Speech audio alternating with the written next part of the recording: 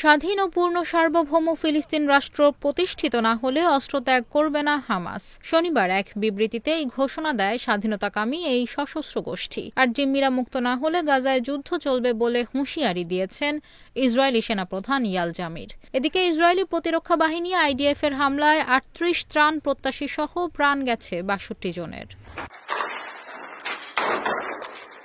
গত মাসে ভেস্তে যায় জিম্মিদের মুক্তি ও যুদ্ধবিরতি নিয়ে আমেরিকা, মিশর ও কাতারের মধ্যস্থতায় চলা আলোচনা। সেই সাথে জোরালো হয় ইসরায়েলি প্রতিরক্ষা বাহিনী আইডিএফ এর হত্যাযজ্ঞ। তীব্র খাদ্য সংকটে গাজায় দীর্ঘ হচ্ছে অনাহারে প্রাণহানির তালিকা। গাজার ১/৩ ফিলিস্তিনি খাদ্যহীন অবস্থায় দিনের পর দিন পার করছেন বলে জানিয়েছে জাতিসংঘ। ইউনিসেফের মানবিক ত্রাণ ও সরবরাহ বিভাগের উপনির্বাহী পরিচালক টেড চাইবান জানান, গাজার পুষ্টিহীনতার মাত্রা এখন দুর্ভিক্ষ সূচক ছাড়িয়ে গেছে। বর্তমানে গাজায় ৩,২০,০০০-এর বেশি শিশু চরম পুষ্টিহীনতায় ঝুঁকিতে রয়েছে।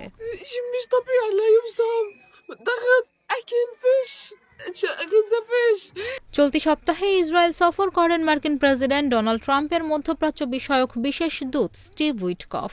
এ সময় যুদ্ধবিরতি আলোচনায় হামাস অস্ত্র সমর্পণে আগ্রহ দেখিয়েছে বলে দাবি করেন স্টিভ উইটকফ। তবে উইটকফের এই দাবি প্রত্যাখ্যান করে হামাস জানায়, স্বাধীন ও পূর্ণ সার্বভৌম ফিলিস্তিন রাষ্ট্র প্রতিষ্ঠিত না হলে অস্ত্র ত্যাগ করবে না তারা। হামাসের দাবি, ইসরায়েল যদি সত্যিকার অর্থে স্থায়ী শান্তি চায় তবে প্রথমে ফিলিস্তিনি জনগণের রাষ্ট্র গঠনের অধিকার স্বীকার করতে হবে।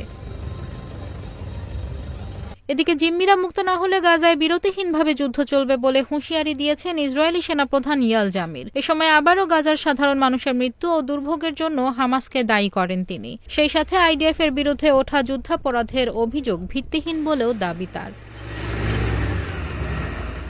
গাজার বেইত হানুনে হামাস ব্যাটালিয়ন পরাজিত হয়েছে বলে ঘোষণা করেছে আইডিএফ। তাদের প্রকাশিত ভিডিওতে হামাস সদস্যদের আত্মসমর্পণের চিত্র দেখা যাচ্ছে।